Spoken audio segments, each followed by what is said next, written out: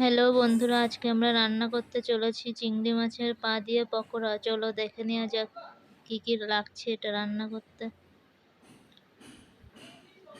এখানে আছে পেঁয়াজ, রসুন, আদা, লঙ্কা।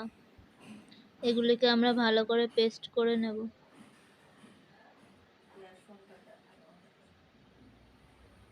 এবং বেসন দেব, লবণ দিলাম, হলুদ দিলাম, কাশ্মীরি মির্চি,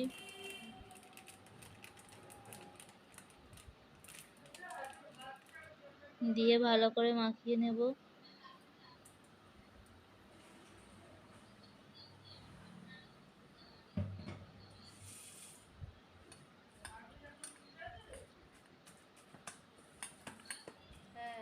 এবার কড়াইতে তেল নিয়ে কড়া করে ভেজে নেব।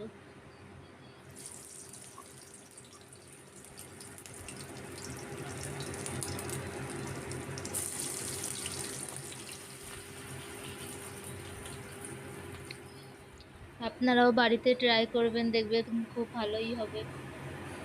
এগুলো সেই সোজা সোজা হয়ে রয়েছে।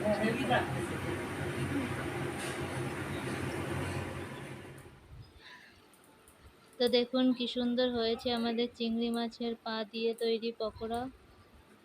আর ভিডিওটি যদি ভালো লেগে থাকে তাহলে আমার চ্যানেলটিকে অবশ্যই সাবস্ক্রাইব করে দেবেন।